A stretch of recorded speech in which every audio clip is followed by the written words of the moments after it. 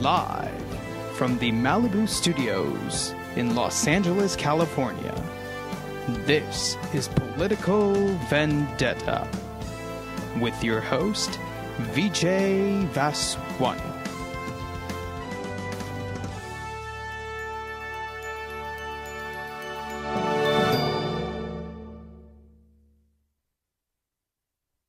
Political Vendetta, where scholarly passions stimulate policy actions. And for all our listeners today, happy St. Patrick's Day.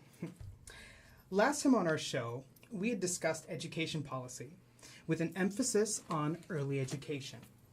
We talked about how society, instead of looking at it from birth onwards, look at it structurally and technically, and they've broken it down into parts. Pre-K, K through 12, college, undergrad, postgrad. But as John Dewey once said, education is not a preparation for life, but it is life itself. Furthermore, we talked about our finances and how the amount of spending money might not only be the problem in education, but rather its allocation may be the main problem. If you look at California, we spend more money in education than anywhere else, and yet we are ranked 49 out of 50. The purpose of education is to provide a foundation for young and aspiring scholars, and so that they have the necessary tools and knowledge to grow and be competent in their given fields. Furthermore, a scholar is someone who is a specialist in a given field. It is someone who has studied the subject matter and or has experience there. For good public policy to pass, obtaining information is important, and delivering it is, of course, important. But understanding it is the most important.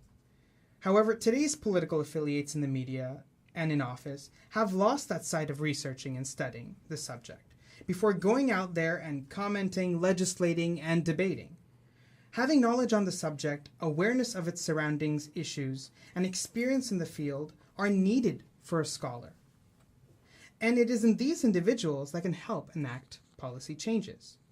Today we have a young scholar who is aspiring to make that step and transition from the academic world into the political arena. And she will speak to us on the subject of women in public policy. But full discretion, Political Vendetta now does not endorse or reject any candidate, may they be liberal or Republican, up or down, right or left, wherever they are. We don't endorse them, but rather we welcome their viewpoint and appreciate their commitment to help society. Women today are becoming more established in powerful positions, and their societal success is growing exponentially.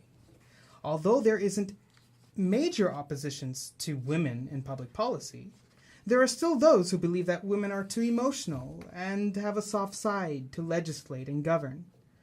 Others feel that the current political arena of men, still dominating in terms of numbers, not only have 100 of failed legislations to show for, but they say that women might be out of touch as well.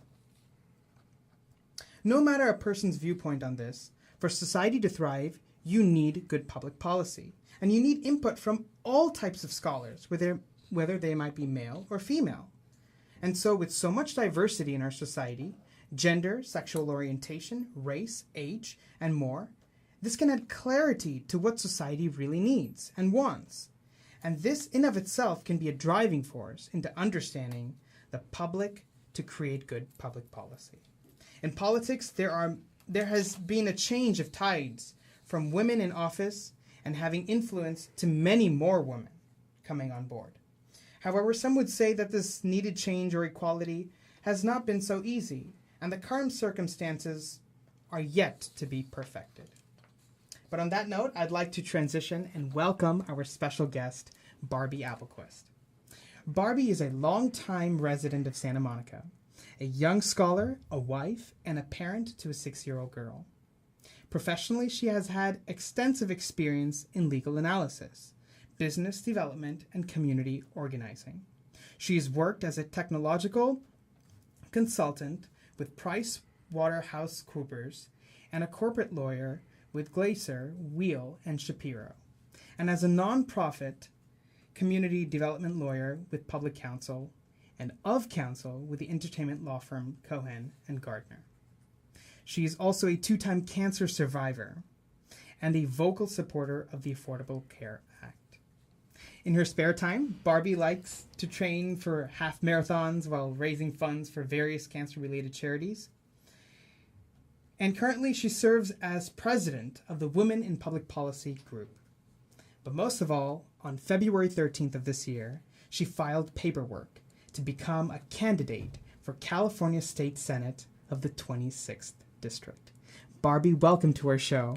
Thank you so much, Vijay, for having me. So, Barbi, tell us a little bit about yourself, where you got your schooling, how you got your lovely name. Sure. As you mentioned, I have legal background, as well as a business background. But just sort of give you an idea as to where I've been in my life, my grandparents were farmers. So I always grew up with this idea of hard work, of what it takes to sort of work the soil, how it matters what effort you put into the day and what you expect to get back in return. My father was in the military. He served for 20 years. My grandfather served in World War II. My uncle served in the Navy. So having this dedication to public service has also always been a part of who I am and how I identify myself. I've lived in different countries. I've lived in different states and different cities. I was born in Georgia. I lived there for 3 months. And then I moved to Missouri, where I lived for 7 years. And then I moved to a little area outside of D.C. and then to Germany. I lived in Germany during the fall of the Berlin Wall, which was a very exciting time, especially in light of the current crisis happening in Ukraine and Crimea right now. And then I moved to San Diego, where I went to high school at the public schools in Chula Vista and then up in Solana Beach, Del Mar. Decided to go to college in New York at Barnard College, an all-women's college, where I served on our student council there. And then I worked as a consultant, as you mentioned, and then continued to law school at UC Hastings, one of our fine public schools here in California. And after that, practiced law for a while, became a mom, and now here I am at Pepperdine finishing up my master's in public policy. That's lovely. Thank you. A little bit of a background of sort of where I'm from. And so you seem to have a good background in law, entertainment, and public policy. But for our listeners, tell us a fun fact about you. Sure. Let's see here. A fun fact about me. Or fun facts. Just generally. So I'm often asked about my name, where it came from. A lot of people think I was named after the Barbie doll. But truth be told, I was named after a country western singer. And my middle name is Sue. And that's just sort of a bit of the Southern charm. My mother's middle name is Sue. And, as a child, she was, brought up, her name is Sharon. So they would call her Susie or Susu. And my name was Barbie Sue. So that's how I was known around among my family members in Missouri and the Midwest.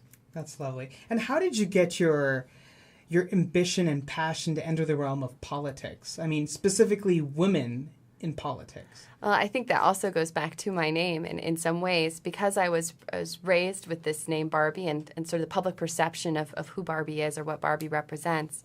I was always living sort of side by side with this view of what it means to be a girl or what it means to be a woman. For the longest time, I wanted to be named Victoria instead, because that, to me, reminded me of Queen Victoria, right? Someone very regal. Bit like a Victoria, I think. Thank you. My cousin's name is also Victoria, but she goes by Gail. Okay. But it's sort of having this idea of what it means to be a girl and what a girl's expected to do was very frustrating, because I thought if I want to run for office, if I want to run a business, it shouldn't matter if I'm a girl or a boy. What should matter is what ideas I have and what hard work I'm able to do, and sort of the results that can come from my hard work. And in many ways, that drove my passion and my desire to go to an all-women's college, and from there to go work in technology as a technology consultant, and then from there to go work in the legal sphere. That's great. I mean, on the subject of women in public policy, personally, which female, political or not, are you most inspired by, and why? It's a good question. I think there are so many women, both in the real world as well as in our imaginary worlds, that we can look up to. As a child, I really looked up to Annie, right? Or Little Orphan Annie. And she's this sort of character with a lot of ambition. She's very assertive. She's got a lot of spunk, a lot of passion, but she'd also been through so much. And as a young child, I remember watching the Little Orphan Annie movie and just being very inspired by everything that she had been through. And I'm excited to see the new Annie movie come out. My daughter, she's excited to see it, and I think her peers are also excited to see her. But in sort of the real world, Helen Keller has always been someone that I've looked up to. She had faced a lot of adversity in her life, and she was an incredibly brilliant woman. And during her childhood, during her teenage years, people didn't really see the genius that she was because they were limited by their view of what it meant to be blind. And so I feel that understanding her ability to communicate despite all the obstacles she faced, her persistence, she helped found the ACLU. Mm-hmm. And I don't know how many people know that, right? That someone who initially was defined as being so limited was really able to open up opportunities for herself and for so many more people, even after she passed away. That's lovely. On the subject of women in public policy, let's start looking at some numbers. Everyone talks about feminism and, we need more women in office, but let's look at the hardcore numbers here. Okay. So statistically in Congress, women currently hold 20% of the seats in Senate, 18% of the seats in the House of Representatives, 23% of the statewide elected offices are also held by women. You have 5 women who are governors in this country, and 11 lieutenant governors who are also women. Regarding state legislatures, 24% of the state legislatures in the nation are women. According to Wages and the Economic Policy Institute, women on average earn 20.9% less in wages than their male counterparts. Now, these numbers may seem small, but compared to like 50 years ago, 100 years ago, some of these numbers have quadrupled. Although not in sync with the statistics of men, these numbers are growing and women are making strides. And, no matter what one's political ideology is, women such as Geraldine Ferraro, former vice president candidate, Sandra Day O'Connor, Condoleezza Rice, Hillary Clinton, Nancy Pelosi, and maybe even Sarah Palin, have endured a lot of criticism, and some very much uncalled for.